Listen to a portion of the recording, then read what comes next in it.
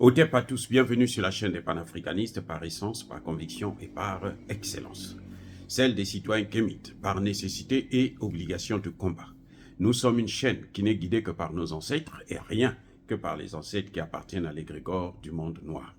Par conséquent, nous ne croyons en aucun Dieu venu de l'étranger. Toutefois, cette vidéo n'est aucunement destinée à inciter à la haine ou à la violence, car nous menons un combat qui est d'abord et avant tout spirituel, intellectuel et démocratique. Ensuite, il est politique, géopolitique et géostratégique. Contre l'impérialisme, le colonialisme, le néocolonialisme et l'endocolona, qui sont tous qualifiés de crimes contre l'humanité. Nous menons ce combat sur la base du principe fondamental que nous avons hérité de nos ancêtres kémites, qui est celui de la Mahat, c'est-à-dire solidarité, vérité et justice. Vous êtes donc en droit de connaître la vérité et nous avons l'obligation de vous dire la vérité, rien que la vérité, afin que justice soit rendue au continent africain. Et ça, c'est notre modeste contribution dans cette noble lutte en faveur de la souveraineté, la dignité, la solidarité et l'unité africaine. C'est exactement ça que nous appelons le panafricanisme. Bien-aimés frères et sœurs, je suis surpris par la déclaration du président Tinubu, Bola Tinubu, du Nigeria. Le président en exercice de la CEDEAO. Il déclare concernant l'AES, il dit ceci: l'institution, on parle bien sûr de la CEDEAO, n'acceptera jamais, ne tolérera jamais qu'il y ait la création d'une autre institution qui va diviser notre institution. Franchement, non, attendez. C'est-à-dire que ce type-là, quand il se drogue, je ne pense pas qu'il se chute, je pense qu'il boit ça, il mange ça. C'est-à-dire que il faut être dans un état narcotique avancé. Il faut être, c'est-à-dire que là, il est dans l'overdose carrément. Il dit que l'institution, la CEDEAO, ne va pas tolérer la création de l'AES. Mais là, c'est déjà créé. Ça, que va-t-il faire? Donc, lui, il a le pouvoir d'annuler la signature des chefs d'État de l'AES. Il a le pouvoir, il se donne le pouvoir de rendre caduque le traité du Liptako-Gourma. Mais ça dit qu'il faut être fou pour penser comme ça. D'ailleurs, qui a demandé son autorisation? Non, je reviens. Est-ce qu'il y a quelqu'un qui a demandé à Bola Tinubu ou à la CEDEAO l'autorisation de créer son institution? Mais quand ils avaient créé le G5 Sahel, pourquoi la CEDEAO n'avait pas dit non, on ne peut pas tolérer ça?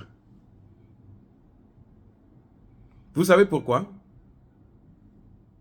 C'est vrai que, bon, comme c'était Macron, ils savaient que Macron allait prendre ça, donc ce n'est pas un problème. Là, Macron ne va pas prendre ça, donc ça les embête. Mais il y a quelque chose de juridique qui faisait à ce qu'ils n'ont pas le droit. Les États sont souverains. Les États de la CEDEAO, ce n'est pas des États qui ont pris leur souveraineté, qui ont donné. La CEDEAO, ce n'est même pas comme l'AES, hein, où ils ont une force, ils sont en train de s'organiser en tant qu'organisation d'intégration. Parce que la CEDEAO n'est pas intégrée. Pour quitter la Côte d'Ivoire, pour aller au Togo, là, il faut présenter une pièce d'identité. Pour aller au Ghana, il faut présenter une pièce d'identité. Vous venez de le dire. On vous contrôle. Vous n'êtes pas chez vous. Vous n'êtes pas libre. Eh oui. C'est différent même de Schengen. Même Schengen, les accords, là, ce n'est pas les mêmes. Vous avez vu le Brexit? Les Anglais, quand ils ont vu que l'Union européenne, c'est la pourriture, ils sont sortis. Et eux, là, Tinubu dit non. C'est-à-dire que Tinubu, c'est bizarre. J'ai l'impression que les gens de la CEDEAO, là, hein, les voyous, les bandits, les brigands de la CEDEAO, pensent qu'ils sont au-dessus des États. Ils sont même au-dessus des Nations Unies. Quand ils ont parlé de l'intervention militaire, là, vous savez que c'est interdit. Hein. Les États-Unis sont allés bombarder au Yémen. La Chine a dénoncé ça.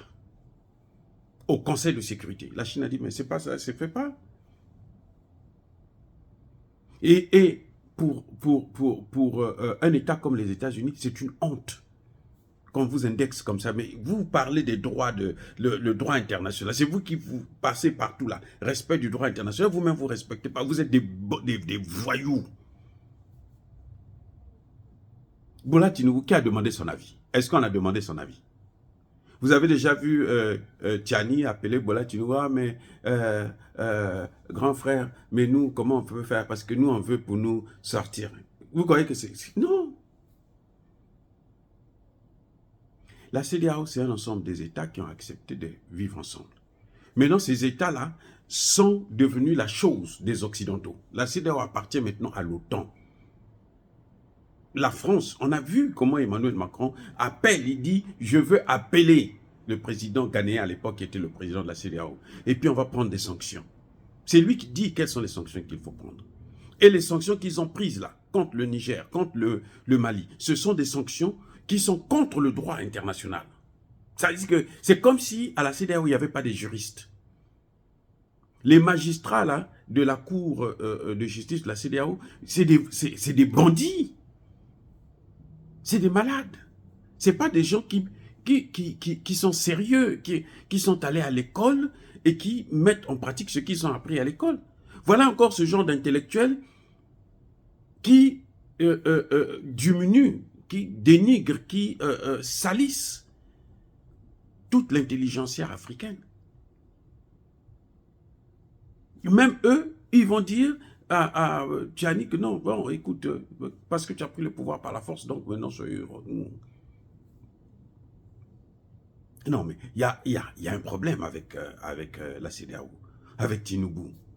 C'est-à-dire qu'il y a des moments comme ça, vous voyez, il est un peu lucide. Je ne sais pas, peut-être que bon, ce jour-là, il ne s'est pas chuté d'abord avant de venir faire ses déclarations.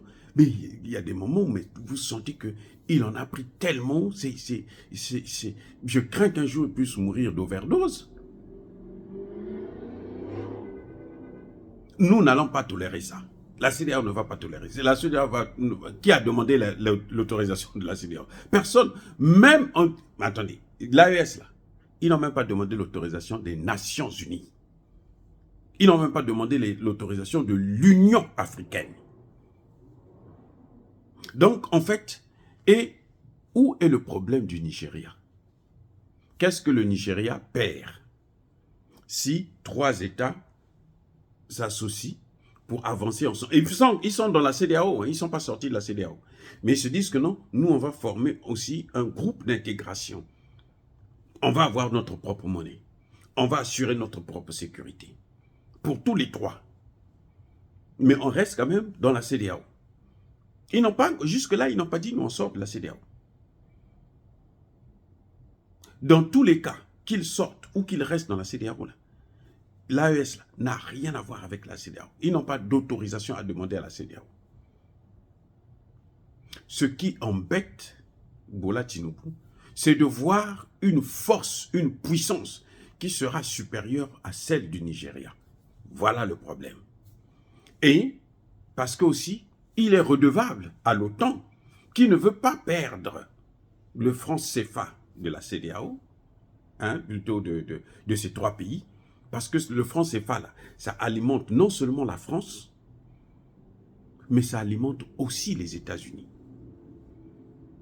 Pour les États-Unis, le fait que nous, on n'a pas de monnaie, eh bien, on est obligé, quand on veut faire des transactions internationales, d'utiliser le dollar. Et ça les embête. Et ces trois pays-là, l'AES, là, est prête à mettre et sera reçu à bras ouverts par les BRICS. Donc, c'est encore des États qui échappent sous le contrôle de l'OTAN. Voilà ce qui embête la CEDEAO. Voilà ce qui embête. En fait, ce n'est même pas la CEDEAO d'abord. C'est la France et puis ses alliés américains et européens. Mais Tinubu vient, il vient comme ça, il fait ses déclarations. On ne va pas accepter ça. Mais on s'en fout de ce que toi tu vas accepter ou pas. C'est comme si dans ta maison, à toi, pour manger avec ta femme, tu dois d'abord demander l'autorisation à quelqu'un d'autre. Est-ce que je peux manger cette nourriture-là aujourd'hui? Non. Ta femme a préparé pour toi et ben, tu manges ça, c'est tout. Tu n'es pas obligé d'aller demander l'avis de quelqu'un, même si c'est ton voisin. Non. Voilà. Donc, j'ai trouvé cette déclaration complètement tordue, irresponsable et c'est irréfléchi. Voilà. C'est comme si c'était un fou qui s'adressait à qui veut l'entendre, quoi. Parce que, bien entendu, ces États sont souverains. Ils n'ont aucune autorisation à demander à la CEDEAO. Quand on a créé le G5 Sahel, il n'y a pas eu ce genre de tapage. Hein, parce qu'ils savaient que le G5 Sahel, ça appartenait à la France. C'était quelque chose qu'on a créé, encore une fois de plus, pour mettre dans les mains d'Emmanuel Macron, un instrument pour Emmanuel Macron. Comme la CEDEAO, ils ont mis ça en tant qu'instrument de la CEDEAO. Et puis bon, il y a des États qui vont sortir. Et comme par hasard, ces États-là, l'AES, là, surtout quand ils vont sortir leur monnaie, avec les décisions que nous sommes en train de voir, là, les engagements que les présidents sont en train de prendre, là, celui du Mali, celui du Burkina Faso, et celui du Niger est en train de venir aussi, là, pour le contrôle de leurs mines, leur industrie, leur développement. Mais dans moins de 5 ans, on ne parlera plus du Nigeria comme étant la première puissance économique. Ça va être l'AES. La première puissance économique, la première puissance militaire. Parce que même le Nigeria n'a même pas d'armée. Il n'arrive pas à lutter contre le terrorisme. Jusqu'aujourd'hui, il n'arrive pas. Ça fait plus de 20 ans qu'ils sont en train de se battre avec ça. Alors que ces pays sont en train, on voit comment on est en train de les massacrer. Et ils étaient tellement nombreux. Mais en tout cas, aujourd'hui, ils n'ont plus de place pour vivre. Ils ne savent plus où aller. C'est-à-dire que déjà, ils sont enfermés. Parce qu'ils ne peuvent pas sortir là. Quand ils veulent sortir, s'ils sortent pour aller vers le... Bon, ils peuvent aller peut-être en Côte d'Ivoire et autres, mais ce n'est plus évident. Même pour sortir du pays, là, les terroristes là ont des problèmes. Donc, on voit bien comment ils sont en train de travailler à peine en quelques mois seulement. Quelques mois. Regardez le Niger, ça fait 5 mois, 6 mois, là, nous sommes au 6e mois. Que l'armée est en train de monter en puissance. Là, quand le Premier ministre va revenir, bientôt, là, vous allez voir comment les armes vont encore couler à flot. Donc, ça, c'est... Tinubu n'a rien à apprendre aux gens. Voilà. Bien-aimés frères et sœurs, dire cela, c'est inciter à la haine ou à la violence. Non. Encore une fois de plus, bien-aimés frères et sœurs, soyez bénis. Abondamment bénis. Je persiste et je signe. Par le Dieu de Kémit et par nos ancêtres angélisés. Mais que tous ceux qui persécutent le continent africain le pillent et le déstabilisent, qu'ils soient noirs, blancs, chinois, arabes, indiens, juifs ou qui qu'ils soient punis, maudits, foudroyés, neutralisés, écrasés, effacés par le Dieu de Kémit et par nos ancêtres angélisés. Vive l'Afrique éternelle. J'ai dit et j'assume.